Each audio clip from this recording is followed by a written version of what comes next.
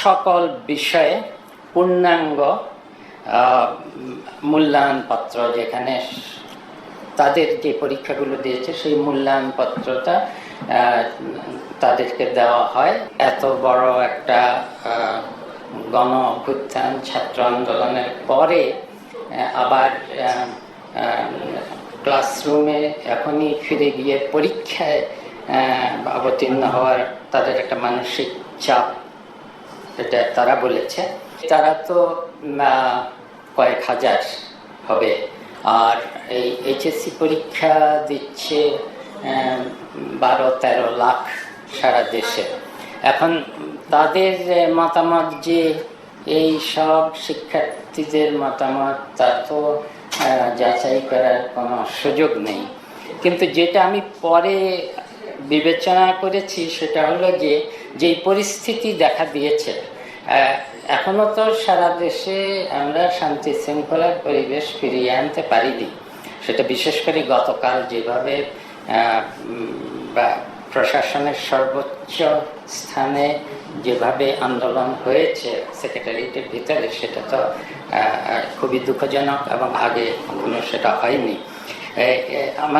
আমার নিজের মনে হয়েছে যে এই পরিবেশটা আরও কিছুদিন আমাদের সামলাতে হবে। এর মধ্যে এত বিভিন্ন জায়গায় যে পরীক্ষা কেন্দ্রগুলো, সেগুলোর যে অবস্থা, কিছু ক্ষতিগ্রস্ত হয়েছে, অনেক জায়গায় অনেক কাগজপত্র নষ্ট হয়েছে, এবং সেইখানে নিরাপদ পরিস্থিতিতে শিক্ষার্থীরা নিরাপত্তা বোধ করবে কিনা, এবং সেখানেও যদি দুই পক্ষ থাকে তাহলে বিশৃঙ্খলা সৃষ্টি হবে কিনা, এবং সবচেয়ে বড় কথা যে প্রশ্নপত্রগুলোর যে গোপনীয়তা, এটা এখনকার যে পরিবেশ, এখানে কে যে ভিতর থেকে কি করে বসে, এবং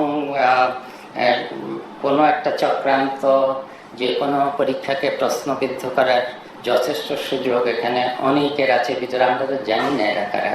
আমার মনে হয়েছে সেটা হলো আমরা যখন ছাত্র ছিলাম, আমি তখন এই ব্যবস্থা ছিল, এখন সব কলেজে নাই কিন্তু ভালো ভালো কলেজে আছে। সেটা হলো এই পরীক্ষার্থীরা তো পুরো শিক্ষা বছর পরীক্ষা দিয়েছে, তাদের টেস্ট দিয়েছে, প্রি টেস্ট দিয়েছে।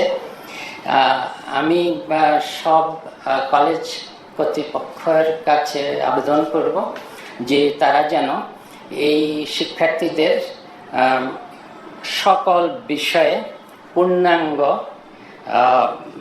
মূল্যায়নপত্র, যেখানে তাদের যে পরীক্ষাগুলো দিয়েছে সেই মূল্যায়নপত্রটা তাদেরকে দেওয়া হয়। এখন বোধহয় সব কলেজে দেওয়া হয় না, কিন্তু আমি বলবো যে ছাত্ররা নিজেদের স্বার্থেই সেটা যদি চায় তাহলে যে কোনো শিক্ষা প্রতিষ্ঠান অধ্যক্ষ সেটা দিতে বাধ্য। এসএসসি, এইচএসসি এগুলোর ফলাফলের থেকেও আমার নিজের অভিজ্ঞতা, আমি জানি আমার ছেলেমেয়েদের অভিজ্ঞতা থেকে, যে তারা সবচেয়ে বেশি মূল্য দেয় ওই স্কুলের মূল্যায়নপত্রের।